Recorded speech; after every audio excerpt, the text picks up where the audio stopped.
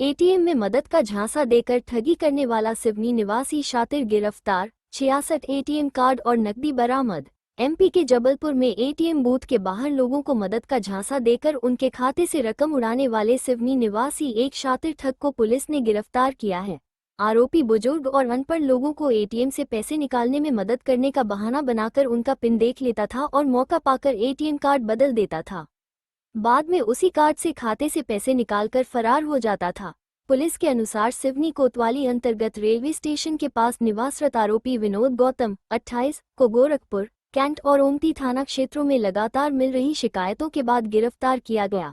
Police अधीक्षक के निर्देश पर गठित विशेष टीम ने सीसीटीवी फुटेज और तकनीकी साक्ष्यों के आधार पर आरोपी को तिलक वार्ड रेलवे स्टेशन के पास से दबोच लिया।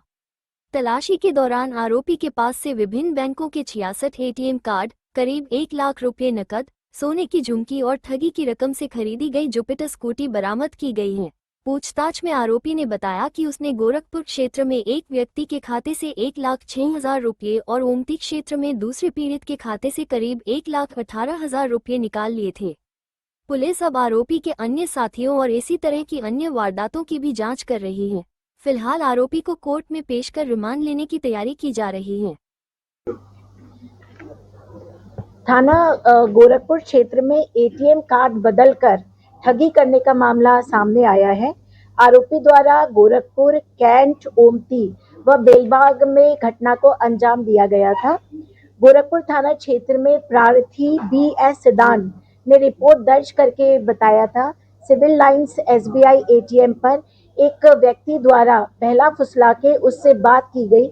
बात ही बात में आंखों में धूल झोंककर एटीएम कार्ड को बदल दिया गया।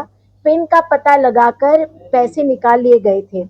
तत्काल जब मामला संज्ञान में आया, थाना प्रभारी गोरखपुर द्वारा और CSP गोरखपुर के मार्गदर्शन में एक टीम का गठन किया गया, जिसमें CCTV फुटेजेस, टेक्निकल एनालिसिस के बेस पर आरोपी को गिरफ्त में लिया गया है। आरोपी का नाम विनोद गौतम है, जो कि कोतवाली थाना क्षेत्र सिवनी का बिलोंग करता है, रेलवे स्टेशन के पास रहता है। जब आरोपी को राउंड अप किया गया और उससे पूछताछ की गई तो उसने जबलपुर क्षेत्र में 3 और जगह पर घटना को अंजाम देने का मामला कबूल किया है, जिसके अंदर थाना कैंट में प्रार्थी रोहित सेन से भी उसने जो ठगी करी थी उसको भी कबूला है। थाना ओमती में रईसुद्दीन से जो SBI एटीएम से ठगी करी थी उसका भी मामला कबूल किया है। ऐसे ही बेलबाग में भी उसने मामला को कबूल किया है। आरोपी के पास से एक जुपिटर स्कूटी जो कि 55,000 रुपए की है वो जब्त की गई है।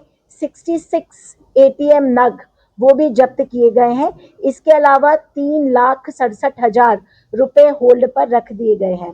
आरोपी से पूछताछ में ये भी पता लगा है कि उसके कई पुराने प्रकरण भी हैं, जो कि सिवनी और छिंदवाड़ा जिले में दर्ज हैं। कुल 4 और ये 4 मिला के 8 प्रकरण 420 और मारपीट के आरोपी पे दर्ज है। किस तरह से लोगों को ठगता था? कैसे एटीएम के पास खड़ा रहता था, पहले से ताक में रहता था? ये कोई भी व्यक्ति जाता था, जैसे जो प्रार्थी सिदान साहब थे वो एक सीनियर सिटीजन थे। सीनियर सिटीजन होने के नाते अगर उनको बनता नहीं था निकालने में तो वो जाता था, उनसे बहला फुसला के उनसे बातचीत करता था और धीरे से पिन देख लेता। उसके बाद एटीएम खुद ही अपने कब्जे में ले लेता था? कैसे? बिल्कुल, उसे एटीएम कार्ड लेके बदल देता था।